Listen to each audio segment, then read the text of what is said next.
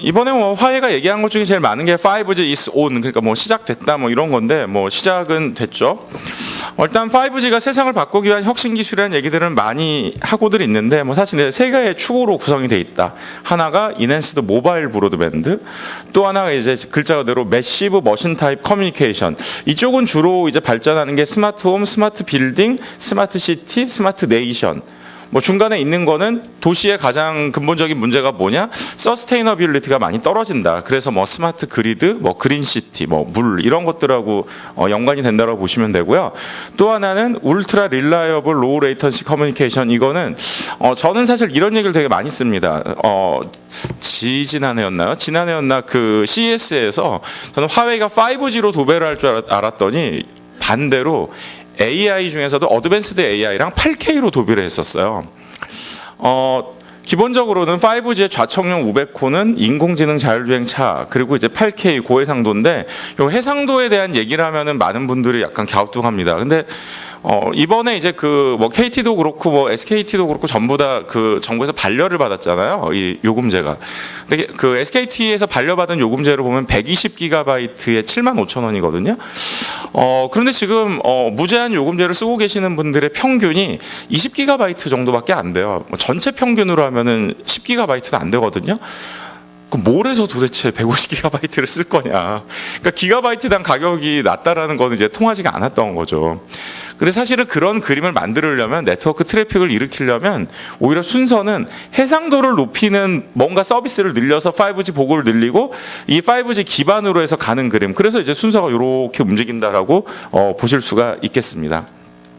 뭐 나머지는 좀 생략하고, 이번에 화웨이가 사실은 지난해 11월에 스마트 시티 엑스포부터 시작해서 12월 달까지 많은 이제 자기 홍보 활동을 하고 있는데, 그 중에서 좀 주목할 만한 거는 역시 나를 빼놓고 니네가 할 수 있겠느냐, 이제 그 얘기를 하고 있는 거죠. 그래서 40개 이상의 국가에서 120개 도시에서 지금 보면은 화웨이 걸로 이제 스마트 시티를 하고 있는데, 통신의 초기 방식은 5G의 초기 방식은 4G랑 5G를 같이 쓰는 넌 스탠드얼론 NSA 방식이 되는데, 만약에 5G에서 내 걸 안 쓸 거면 그럼 니네는 4G도 새로 깔아야 된다. 뭐 약간 그런 분위기죠.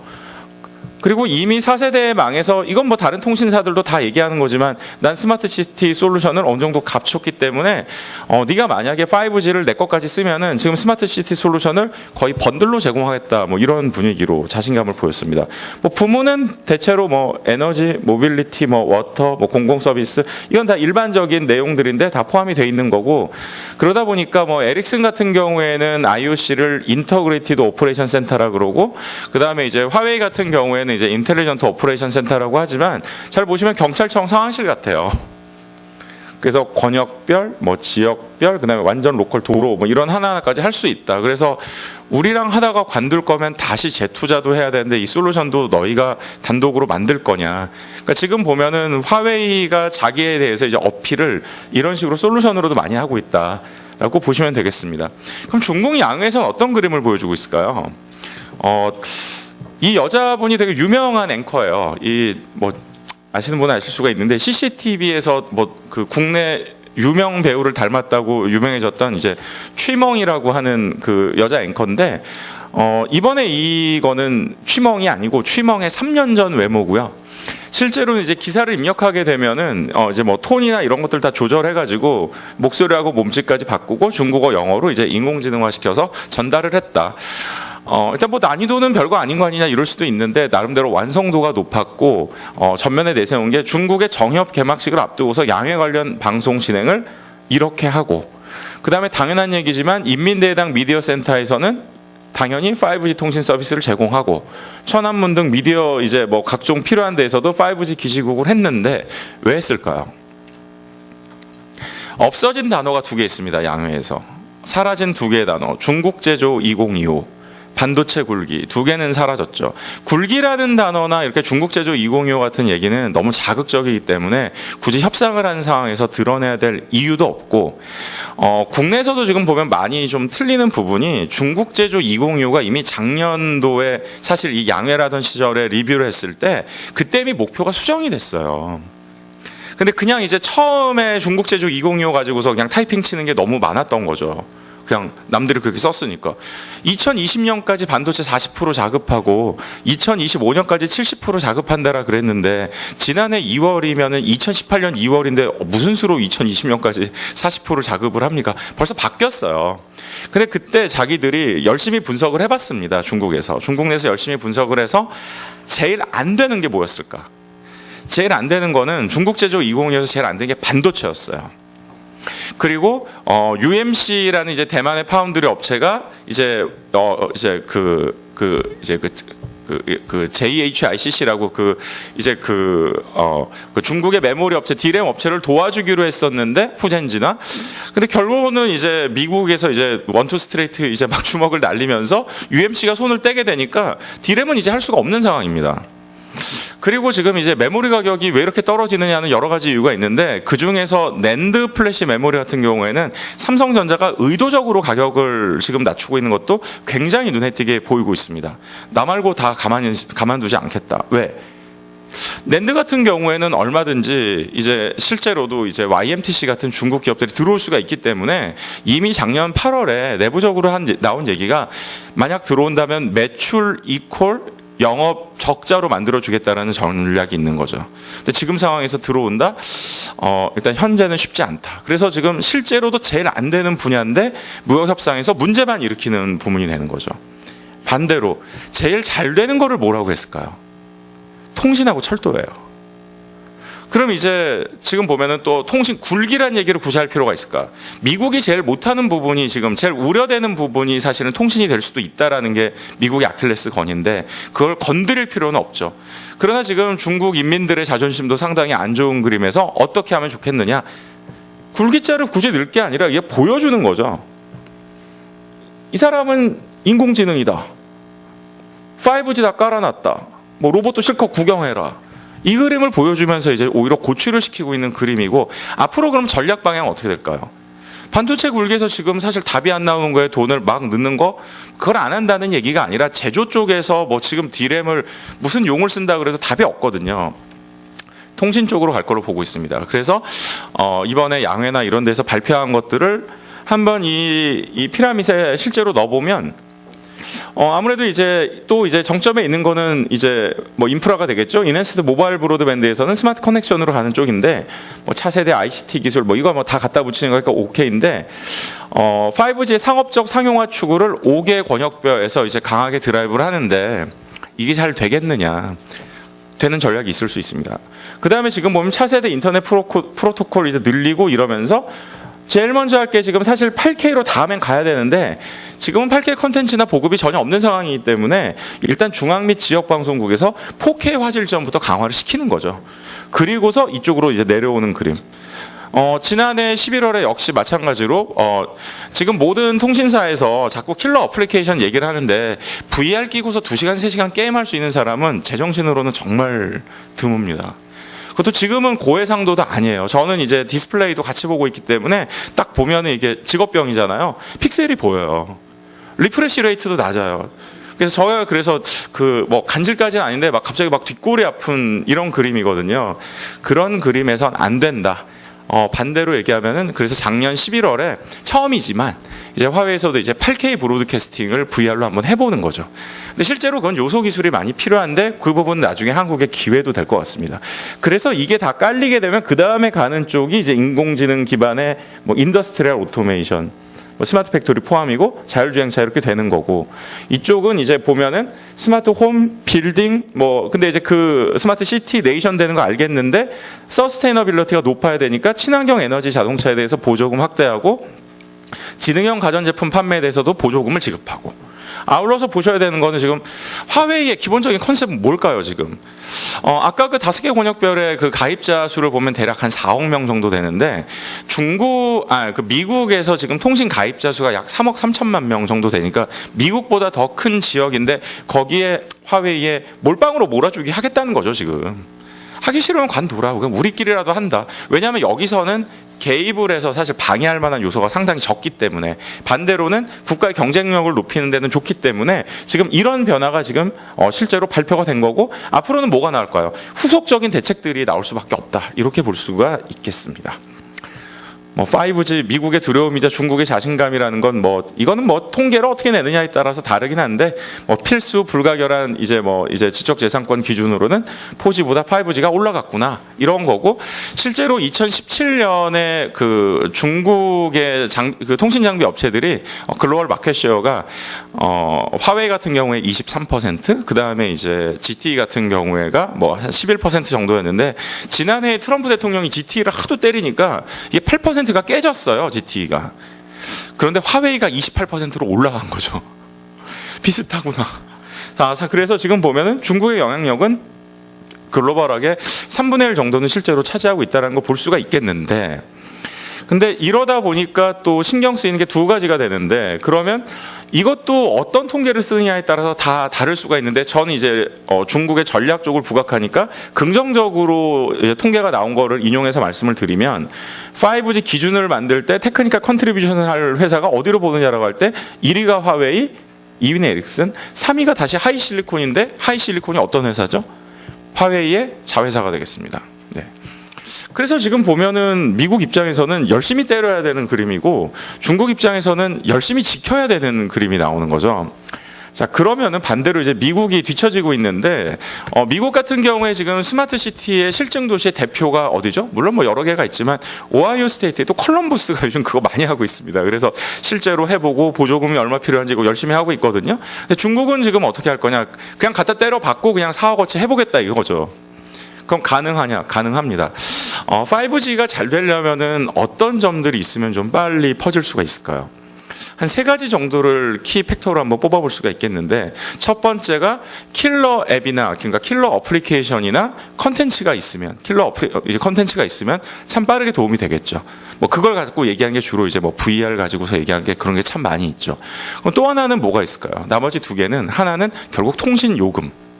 그 다음에 세 번째가 바로 스마트폰을 포함하는 5G 디바이스의 가격이 되겠습니다. 그러면 중국이 테크 쪽에서 가장 성공했던 게 몇 가지가 있는데, 그 중에서 이런 어떤 산업을 일으킬 때 어떤 게 크게 도움이 되었는가를 디스플레이를 한번 빗대서 말씀을 드려보면, 일단 중국이 이제 기본적인 특허나 이런 것들은 BOE 하이디스, 그러니까 한국의 그 현대 디스플레이 하이디스를 인수하면서 이제 기초를 갖게 됐는데, 그 다음은 어떻게 했죠? 5대5 전략을 참 많이 했죠. 조인트 벤처를 되게 많이 가지게 됐었고, 그러다 보니까 자기 돈이 안 드는데, 중국은 어떻게 할까요, 앞으로? 중앙정부하고 지방정부가 도와줘야죠. 토지는 당연히 무상으로 임대를 해주는 거고, 조세는 당연히 감면을 해주는 거고, 그 다음에 직접적인 지원금 당연히 해주는 그림으로 나가고, 그럼 또 하나가 뭐가 있을까요? 투자는 했다고 치고, 왜 BOE의 패널은 LG 디스플레이 패널과 가격이 다를 수가 있을까? 또 하나는 비밀은 감가상각에 있습니다. 지금 BOE의 감가상각은 몇 년을 적용할지 자기들 맘대로예요. 그래서 5에서 20년까지로 돼 있거든요. 그래서 10.5세대 팹의 감가상각이 10년이에요. 그러니까 자기 돈을 절반을 들이고 감가상각을 길게 가져간다라 그러면 통신요금이 오를 수가 있을까? 안 올리고도 할 수 있다라는 게 중요한 부분이고, 또 하나는 지금 보면은 일반적인 기업체에서는 할 수 없는 게 하나가 더 있습니다. 5G 폰이 기본적으로 너무 비싸요. 근데 금년 같은 경우에는 스마트폰 시장이 안 좋을 수밖에 없는 게 5G가 서비스는 제대로 안 되는데 가격만 비싸요. 그러니까 호구들이 하는 딱 그런 그림인 거죠. 좋게 말하면 얼리 어댑터. 신기해서 하는 거고, 사실은 시간이 좀 필요한 건데, 중국에서 결국 AP하고 모뎀을 누가 만들냐라고 하면은 하이실리콘이 만들죠. 하이실리콘은 공개된 기업이 아닙니다. 여기에서 가격을 낮춰주면 기본적으로 25불 정도가 또 세이브가 되는 거죠. 올해 하반기부터 이제 샤오미가 이제 유럽에 이제 본격적으로 진출하게 되는데, 그때도 도이치텔레콤을 설득했던 거 중에 제일 잘 먹혔던 거는 5G 폰을 4G 가격에 주겠다가 굉장히 잘 먹혔던 거죠. 그래서 지금 보시면은 집중 포화로 공격하는 대상이 반도체에서는 일부 후퇴했는데, 반대로 그래 사실 우리가 국가 인프라를 갖추고 경쟁력을 갖추는 데는 반대로 통신이 더 좋지 않느냐 분위기로 갔기 때문에 이쪽은 얼마든지 드라이브를 할 수 있는데, 이런 그림을 일반적인 자유민주주의 국가는 구현하기가 어렵다. 반대로 정부의 주도로 집중포화를 했을 때에는 지방 쪽에 완전히 늘어날 수가 있고, 그렇게 되면 근데 이 해안 위주로 해서 너무 발전을 하게 되는 그림인데, 거기에서 이제 스마트 시티 솔루션을 너희들은 그런 식으로 하니 우리들은 4억 단위로 한다. 이제 이런 그림을 보여주는 거죠. 네, 한 가지 이제 걱정되는 거는 그렇게 되면 이제 내륙하고 해안가가 도시 발전이나 이제 지역 간 균형이 깨지니까, 그때 이제 아까 이제 제가 중국에서 또 최고라고 자부한 게 뭐가 하나 있다 그랬죠? 철도가 되겠죠. 1대1로가 지금 상당 부분 막혀 있어서 어려운 부분을 지역에 더 많이 철로를 놔주고, 거기서 농촌은 이제 뭐 스마트팜이다 이제 이런 식으로 해서 끌어들이는 그림. 그래서 지금 또 12월 달에 또 무슨 얘기를 했었냐면, 화웨이가 그러니까 11월에 스마트 시티 솔루션 세게 공개하면서 지금 거의 자기 고객들을 얘기할 때 거의 번들로 주겠다 분위기. 두 번째가 VR 8K 브로드캐스팅. 12월 때는 뭘 했을까요? 6G, 6G 얘기를 하는 거죠. 2030년 그때는 이제 역전을 하겠다는 거죠. 지금 보시면 점점 붙어요. 뭐 2G야 별 차이 없고, 3G 때 사실 차이 오래 났었고, 4G 때 조금 좁혀졌는데 지금 이제 당장 내년에 한다는 거 아닙니까? 근데 이게 아까 그 주요 이제 그 한 4억 명 정도 되는 인구의 그 5개 권역을 언제까지 할 거냐라고 하면 늦어도 2022년 1월로 지금 내부적으로 잡고 있는 것 같습니다. 이번 정협에 와서 전부 2, 3년 내로 하겠다 그랬는데 왜 2, 3년일까? 2022년 2월 4일이 베이징 동계올림픽이 있어서 그렇습니다. 그래서 완전히 다른 그림을 보여주겠다라는 거죠. 그래서 기본적으로는 한국에서도 지금 메모리 반도체가 안 좋은 이유가 네 가지가 있어요. 첫 번째, 스마트폰 수요가 안 좋다. 두 번째가 가상화폐 시장 무너졌다. 이제 세 번째 같은 경우가 이제 미국이 그러니까 주요 글로벌 클라우드 업체들이 지난해 상반기에 투자가 너무 많았다. 네 번째, 중국 수요가 무너졌다. 여기에서 이제 스마트폰 수요하고 중국 수요 쪽이 기본적으로는 조금 올라갈 수 있는 그림이 잡혔다라는 측면에서는 되게 긍정적인 거죠. 그다음에 좀 시간 관계상 또 많이 올라가서 VR, AR, MR의 미래, 이걸 좀 말씀을 드리면 이건 아주 단순하게 생각을 하시면 됩니다. 나중에 킬러 콘텐츠는 VR이나 AR이 됐으면 좋겠다는 거는 이해가 충분히 되는 부분인데, 지금 글로벌 M&A가 지금 이런 식으로 실제로 추진되고 있어요. 그러니까 여기 뭐 어벤져스 인피니티 워 이런 거 보셨는지 모르겠는데, 그게 이제 다른 히어로물하고 달리 이제 우리 정의의 히어로들이 절반이 죽는 거죠. 그래서 보다가 이제 열 받는 거죠. 이제 그런 그림을 이제 상상하면서 보시면, 영화를 봤는데 그걸 보고서 재밌거나 열 받았거나 할 때 사실 이거 VR이나 이런 걸로 보다가 친구들하고 바로 커뮤니케이션을 하는 거죠. 야, 도저히 난 참을 수 없다. 네가 스파이더맨 해라. 이제 네가 아이언맨 해라. 너는 뚱뚱하니까 헐크 해라. 이제 이런 식으로 해서 정한 다음에 거기서 바로 게임으로 들어가게 되죠. 그래서 악당 타노스를 물리치고 인피니티 스톤을 얻게 되면 그게 이제 가상화폐가 되는 그림인데, 이런 것들을 다 앞으로 어디서 하고 싶으냐? 클라우드에서 하고 싶은 거죠.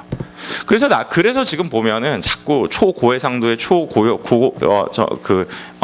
초경량화된 VR이 필요한 게, 저는 무거운 AR에 저희가 반지도 안 낍니다. 반지도 못 끼는 사람은 AR, VR을 5분 이상 쓸 수가 없다가 제 지론이거든요. 그래서 이번에 이제 마이크로소프트가 홀로렌즈를 내면서는 머리에 이제 이게 둥그런 거 왕관 같은 거 딱 써놓고 이제 렌즈가 앞을 가려주는 거라서 있는데, 그것도 제가 이제 한 45분 기다려서 했는데 2분 하는데도 저는 사실 머리에 압박이 느껴졌습니다. 대단히 무겁다. 아직 멀었다. 그래서 실제로 중국도 그걸 다 기다리는 통신 요금하고 폰 가격을 인하할 수 있는 전략으로 잡았다라고 보시면 되겠습니다. 반대로 한국의 기회는 어디 있을까요? 초고해상도인데 초경량화 시킬 수 있는 VR이나 이런 걸 만드는 게 중요해지는 거죠. 컨텐츠도 없지만. 그럼 컨텐츠도 만들어야죠. 그래서 뭐 사실 K컬처가 잘 된다 그러면 그런 것도 같이 그림을 갈 수가 있다. 제가 2년 전, 3년 전에 얘기했을 때는 듣지도 않았는데, 지금 보면 다 뭐 VR이 잘 돼야 되고 하는데, VR 막상 써보시면 엄청나게 무거워요. 처음엔 이랬거든요. 해상도도 낮아, 리프레시 레이트도 낮아. 근데 이것도 사실 세계 최초의 8K VR이라고 하기에는 사실 조금 엄밀히 말하면 틀린 건데, 아무튼 8K VR이라고 주장하는 이 파이맥스가 어디 회사겠습니까? 중국 회사가 되는 거죠. 그럼 여기에 들어가는, 이게 보면은 두 개의 눈 하나하나당 지금 UHD 화질이 요 렌즈 하나하나 두 개가 들어가는 거거든요. 80Hz 리프레시에. 그럼 요게 2.6인치짜리 요 렌즈가 가격이 얼마나 될까요? 은근히 부가가치가 높아요. 그래서 이게 55인치 패널보다 가격이 더 비쌉니다. 그러니까 앞으로는 이런 쪽으로 우리가 디스플레이 쪽에 집중할 필요가 있다라는 것도 같이 보실 수가 있겠죠. 여기는 시장은 굉장히 커질 거예요. 근데 지금같이 이렇게 큰 폼팩터로는 답이 안 나온다. 근데 이렇게 됐을 경우에는요, 이게 1440 곱하기 1440 곱하기 2만 해도 메모리는 8GB를 쓰는데 3840 곱하기 2160 곱하기 2로 가고 리프레시 레이트가 높아지면 당연히 16GB 이상으로 올라가는 이제 그런 그림이 되겠죠. 근데 이런 대용량의 칩들을 처리할 때 메모리랑 이제 그 시스템 이제 반도체가 따로 노는 그림은 이제 끝났다.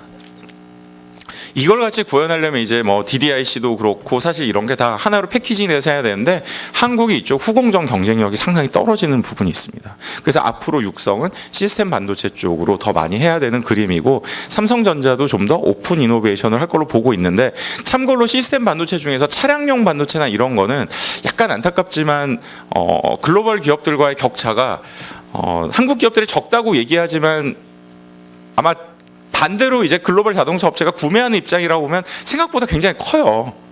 그러니까 그쪽이 잘 되도록 좀 집중적으로 하려면 일단 삼성전자나 이런 데 입장에서는 차량용 반도체 같은 거는 좀 M&A를 해주는 게 좋고, 이제 현대차나 이런 데도 이제 보면은 다른 데 이제 작은 기업들하고 중소기업들하고 더 같이 가는 그림을 만들어주는 게 좋겠죠. 그래서 여기서는 사실 이런 요소 기술들도 하나하나 개발하는 게 중요한데, BOE가 실제로 이건 양산은 못하겠지만 방향은 잘 잡고 있어요. 한국이 1200 PPI 전시할 때 1850 PPI짜리 이런 걸 전시를 해주는 거죠. 근데 이런 걸 이제 리프레시 레이트가 높아지면 5G 언더에서는 기본적으로 작동도 안 되는 그림이다. 저는 이것도 무거워서 못 끼겠더라고요. 이것도. 이게 가장 인기가 있었는데 전 이것도 무거워요. 너무 무거워요. 재미있었다 정도이고요. 그 다음에 뭐 사실 뭐 5G 폰 얘기는 뭐 넘어가고, 폴더블 같은 경우에 제가 이번에 의미 있는 거 하나만 딱 말씀드릴게요. 지난 CES에서 주인공 중에 하나는 누가 봐도 최고의 주인공은 로열이었어요. 플렉스파이. 세계 최초의 폴더블 어쩌고 했는데 이번 MWC에도 로열이 전시했다는 거 아십니까? 거의 기사 나온 거 못 보셨을 거예요. 기본적으로 초기 시장에서는 울트라 하이엔드이기 때문에 제일 좋은 게 딱 나오는 순간 다른 패널들은 다 거의 버려지는 그림이에요. 제가 CES 때 가서는 사실은 그 엔지니어하고 2분 정도 얘기했나 거의 설명 듣기가 어려웠는데, 이번엔 진짜 30분 동안 서로 잡담하고 내년엔 뭐 들고 나올 거니 이런 거 얘기하면서 시간을 보낼 수가 있었어요. 왜냐? 사람이 없으니까. 되는 데만 된다. 근데 이제 나중에 시간이 지나면 어떻게 될까요? 이제 울트라 하이엔드 지금 있지만 그 다음에 이제 하이엔드, 미드 투 하이엔드, 미드엔드로 내려오게 되겠죠.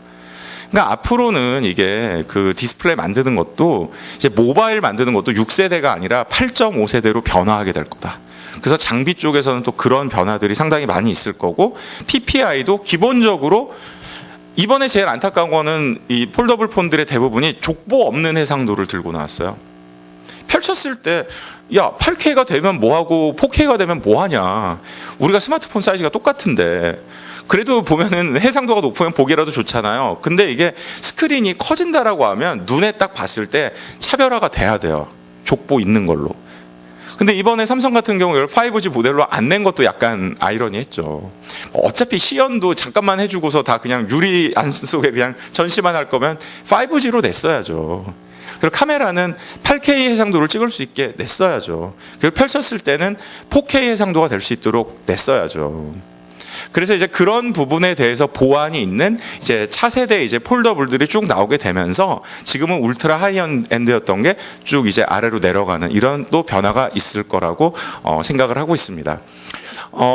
준비한 내용은 많지만 읽기 쉽게 만들었으니까 나중에 더 궁금하신 거 있으시면 이제 그 자료를 한번 읽어보시면 좋을 것 같고요. 네, 저는 이상으로 발표를 마치도록 하겠습니다. 감사합니다.